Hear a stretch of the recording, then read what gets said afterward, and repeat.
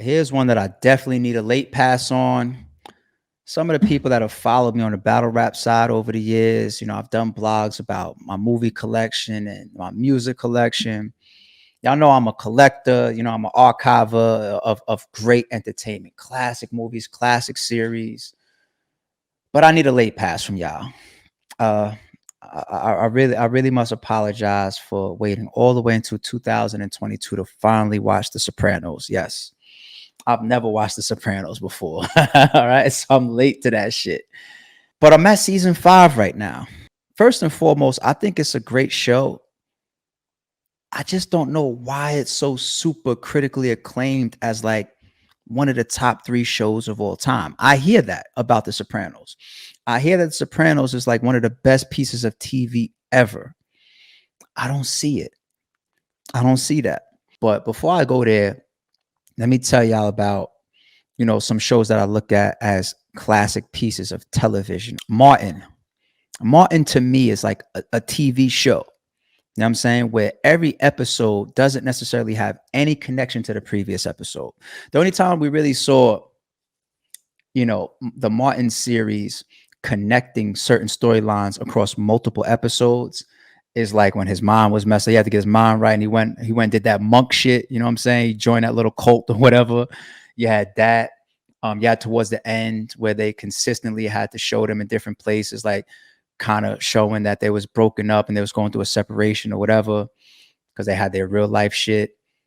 What else? What else? What else? What else was a series? Him going to Hollywood, trying to leave radio and I think become an actor or get on TV or whatever. They did that for a couple episodes, right? But when you talk about a TV series, that's like a Sopranos. That's like a Stranger Things. That's like a Wire. That's, you know what I'm saying? This is something that is commonly strung out across multiple episodes and multiple seasons with commonality.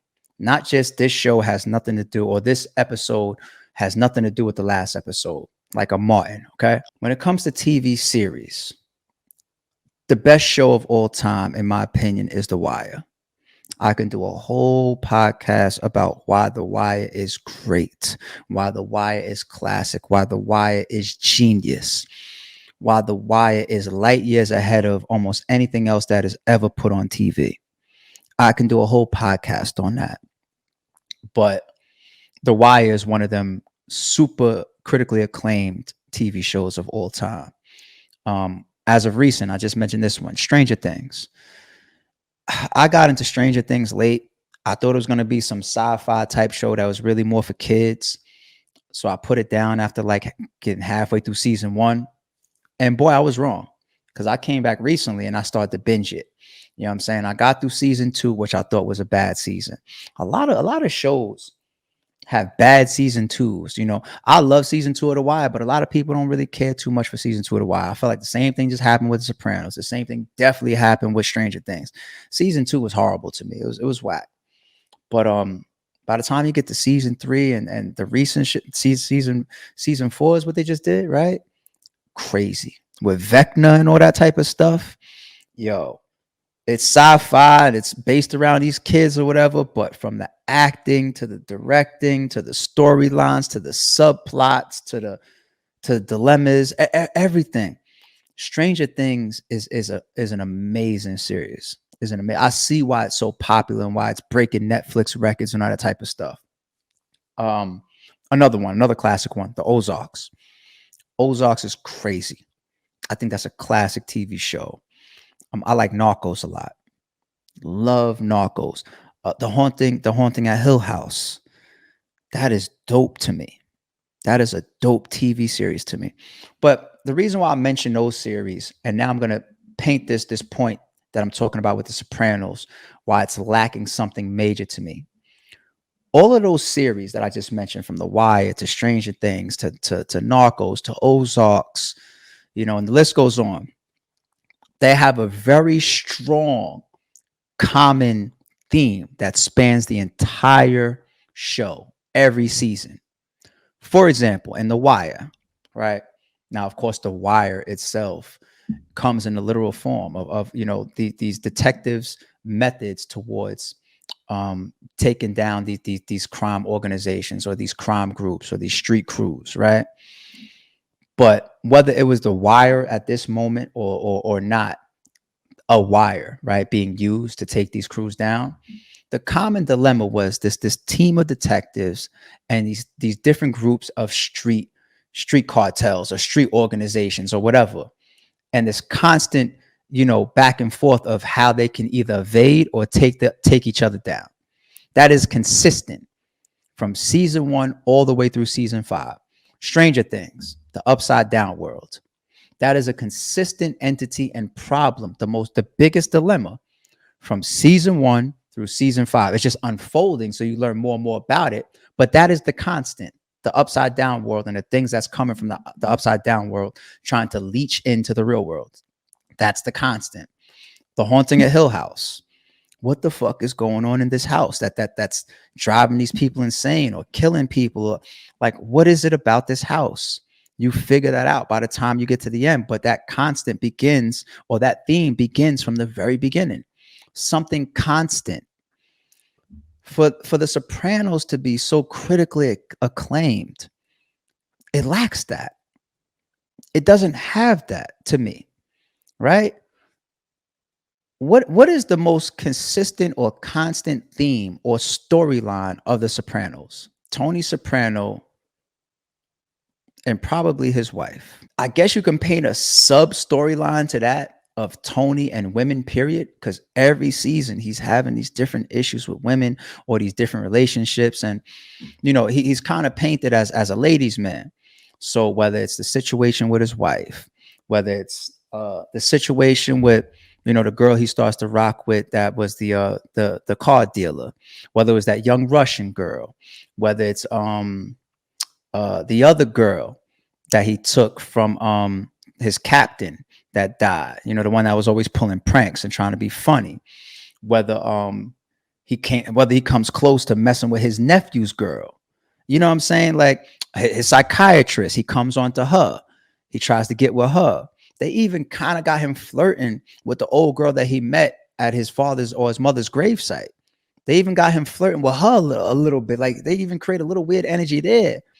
And I'm almost done with season 5. If something happens, if he takes down this old lady, I'm definitely on 1000% track with the things I'm interpreting from this damn show. If he takes this old ass lady down, but those are the most consistent pieces of the show: Tony Soprano and women.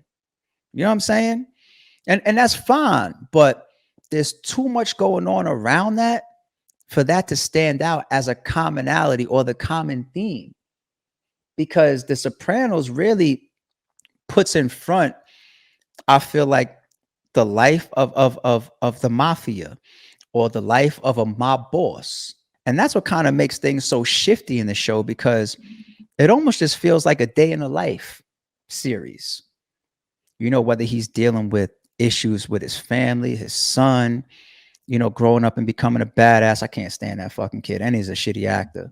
But, his daughter, growing into womanhood, that's not easy for a father to watch. They're painting that picture, his issues with his wife, because in that lifestyle, not just the mafia, but also within that culture, you know what I'm saying? Like they had the wives and the real I love you girlfriends on the side. I think they said that like in Goodfellas. It was like, the wives was on Wednesdays and the girlfriends was on Fridays. You know what I'm saying? The girlfriends they're in love with. They love them. You know what I'm saying? It's not like a side chick. It's a girlfriend. It's an all-out girlfriend that's on the side of your wife. You know what I'm saying? So you got that. You got obviously extortions, and you got, all the different elements of having to earn within a crime family, the different families having friction, all this different type of shit. A couple people die, you know what I'm saying? But none of it is really strung together in a major consistent theme across all these different seasons of The Sopranos that gives it that base, that something that you can try to see unfold to all the way through the end. And I wonder if that's going to be the reason why so many people say that they hate the ending of The Sopranos. I remember whatever happens at the end, I didn't get there yet, and I ain't going to read the comments of this video right here just in case. I don't want no damn spoilers. But I remember The Sopranos, as it was debuting, was such a big series that so many people were talking about how let down they were at the ending. I wonder if that's because they didn't know what fucking direction to go in because there was no major theme to close off. You get to the end of the wire. You know what I'm saying? Oh, do they evade the police? Do they die? Do they go to jail? As far as the detectives, like McNulty it's really his story when you think about it. You know what I'm saying? Like he's full of himself a little bit, and he thinks the shit doesn't stink, but at the same time, he's real natural police. You know what I'm saying? As they say, and his story has to have some type of ending. So at the end, he loses his shield, he loses his job, he sacrificed his job, but he sacrificed his job to take down this crime element that he was after the entire show, all 5 seasons. You know what I'm saying? So the way you wrap up the closing of these series, these TV shows, is by giving the viewers the ending in some form of what has been the common theme or storyline throughout the whole thing. And if The Sopranos just has a bunch of smaller, loose little storylines, then nothing is really there. Like even the cop presence, I thought that was going to be a big thing that formulated. It was like season 1 or season 2. You know what I'm saying? The detectives, they got into Tony's house. They planted a wire in the basement. His daughter found it by accident. It was because they implanted it like in like a little light bulb. I mean, a light fixture, and she happened to take that with her to her college room. So now the bug is out the house, and nobody even knew it was a bug. You know what I'm saying? And then it's gone. The police presence is gone. They showed like 1 or 2 episodes where the cops was following him around, tailing him and whatnot, and then it was gone. So we don't have that consistent pressure of feeling like, damn, like, are they going to get taken down by the police? That presence isn't even there. So it's like, what is the major storyline of The Sopranos? There isn't one. It really is the trials and tribulations of being a mob boss and a committed family man. So all they do is they continue to create different dilemmas each episode or each series, each season around that.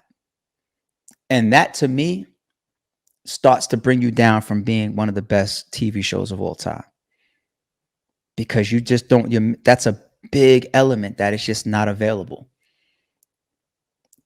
I think that you need that to have a classic best of type of TV show.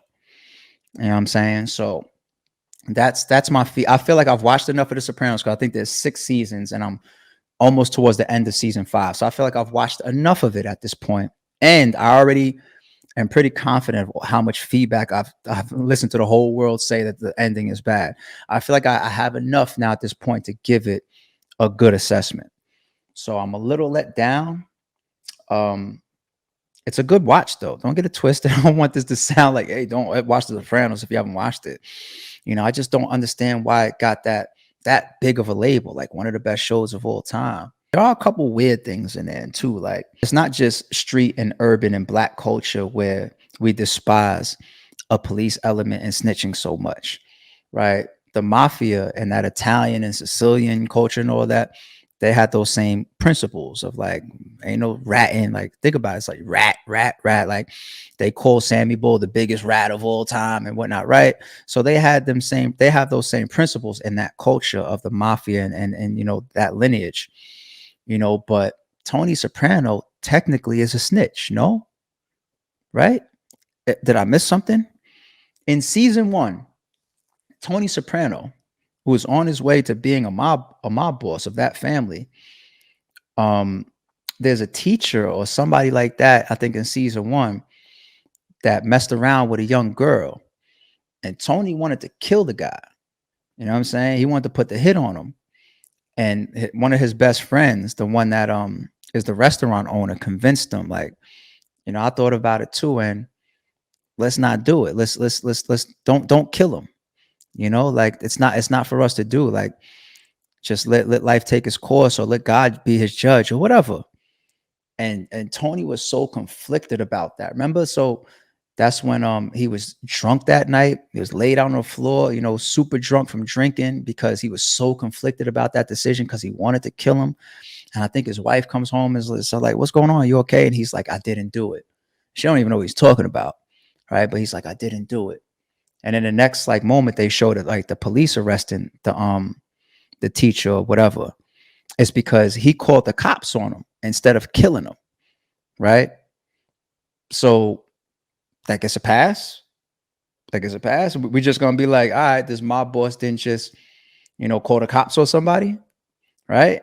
I mean, shit. Look at how y'all treated Cameron for struggling with a question like, "What do you do if a serial killer lives next to you?" Right? Remember that, Cam? What do you do if a serial killer lives next to you?